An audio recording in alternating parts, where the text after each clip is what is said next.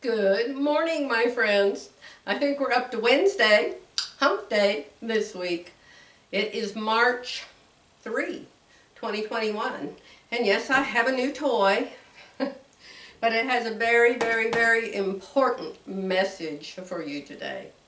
So let's read today's devotional first. How about that? It's called Evidence from Inside, and it goes very well with yesterday's devotional. Evidence from inside. What comes out of a person is what defiles them. Mark 7:20. Remember, those are the words of Jesus.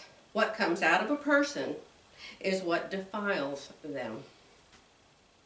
Perhaps you have been the recipient of a spate of ugly words spewed at you from a friend. Or maybe you have witnessed some unkind behavior toward another person.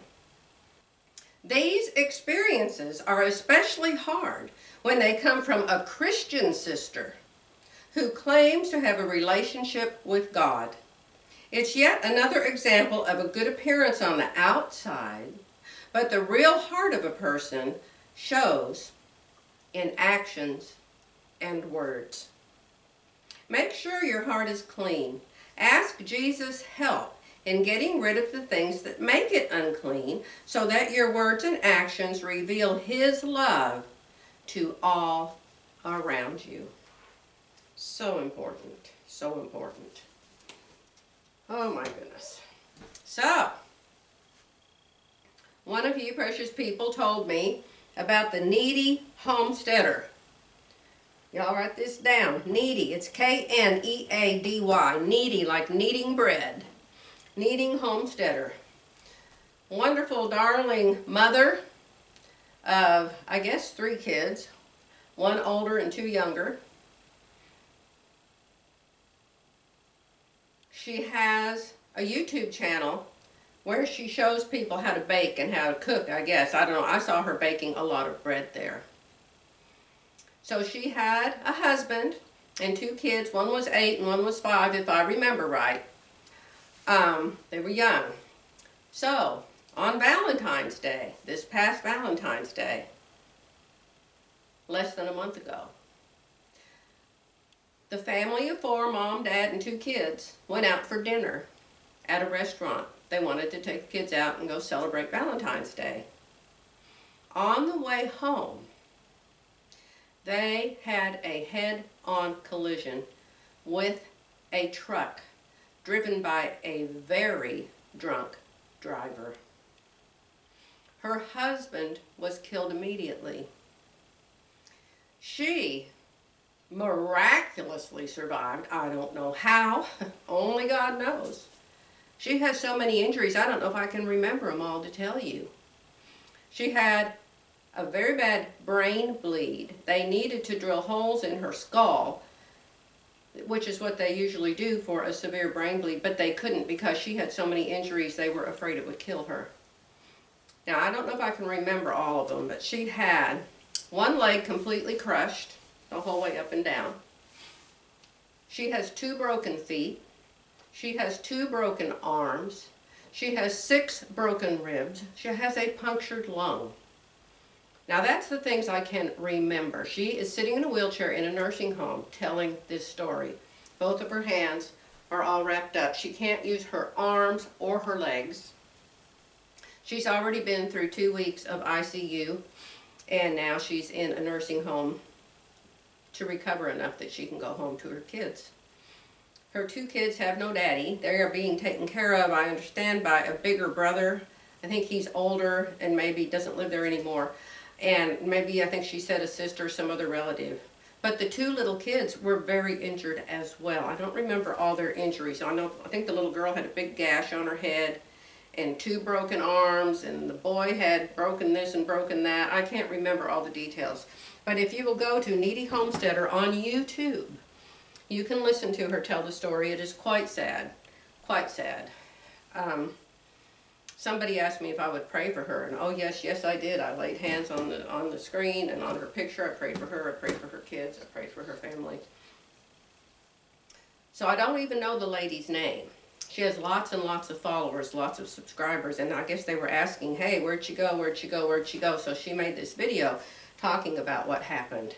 So, if, my Christian friends, you know how to pray, I'm sure this lady would absolutely love it if you would add her to your prayer list. And go there, feel free to listen to it. It's very, very long. I think I got about halfway through it and we had to go, so I couldn't watch the rest of it. And I think at the very end she's talking about her son or some family member has set up a GoFundMe account.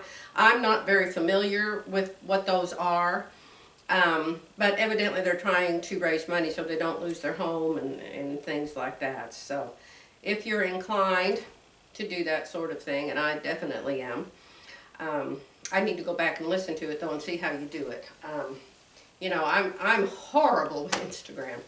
I go to Instagram and I try to watch somebody's Instagram and it just pops onto somebody else's. And I'll start to watch it and it'll pop onto somebody else's. And I'm like, wait, I wasn't done with this one.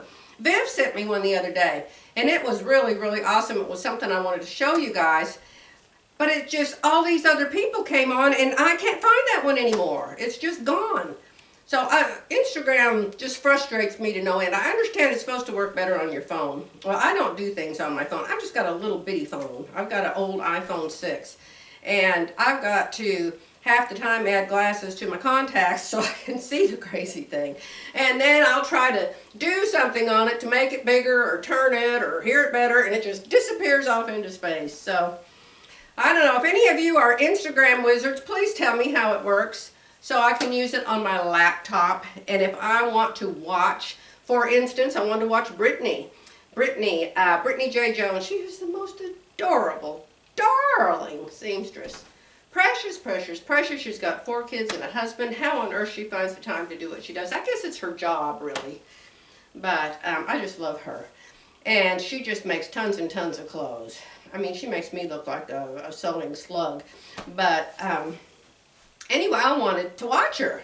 And I wanted to leave her a comment. And she just disappeared. She just went away. And then I tried to watch my granddaughter-in-law. She owns a yarn business called Treehouse Knits. And she's on Instagram. And so I clicked on her. And it showed this one little yarn thing. And then it just went by and there was somebody else. I'm like, wait.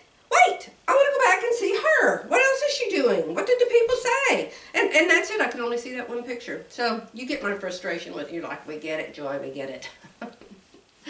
So did you see my crazy video yesterday when I was dancing all over this room? Jerry came in about a week ago with this record player. We had this record player in this big, I don't know, y'all are probably way younger than I am, you won't even know what I'm talking about. But they used to have these great big cabinets that you would have in your house, and they had all your stereo in them, your stereo speakers and your record player and your amplifier and your this, that, and the other thing. And they were great big things, pieces of furniture. And they would have a place for a record player in it. So we used to have this record player way back when we were very, very young. And so Jerry found it somewhere. I don't know where he found it. Let me see. It's called a Techniques Automatic SL230, whatever that means. So, and we actually still had some records. I've given away hundreds of albums. I probably shouldn't have. But you know, when we moved from the other house, I found all these Loretta Lynn and all these different, and I thought, well, I don't even care that much for her. Why do I have that? And then there was another one. I thought these probably don't even work anymore. So I gave them all to the Salvation Army up there. But we still have, I don't know, there's probably 30 of them down there. Jerry asked if he could use one of my cubby holes, so I let him. You want to see it? Of course you do. I know this is supposed to be a devotional. Okay, so here's the record player, see? See, it has the little arm on it that comes up and goes over and plays the record for you young people. And this is one of my very, very favorite albums, ABBA, Super Trooper. So Jerry had this blaring yesterday. He said, Joy, you need to let this record player play because the belt in it needs to be used. And so he had it on repeat, and so it just kept playing over and over and over again. So I was out here half the day dancing to Super Trooper. So this is it. I gave him this one little cubby hole down here, and you can see it isn't very much. But that's all the albums we have left in the whole wide world. Oh my goodness. The olden days. Boy, does that give away your age. So anyway, there's a video before this video if you're interested. And I show you how to take up pants that are too big, which this is a pair also. But these are jeans, and I didn't make these. So these are just going to have to stay the way they are. But anyway, I came out here to set up the camera and show you, and I couldn't turn off Super Trooper because Jerry told me I had to leave it on all day.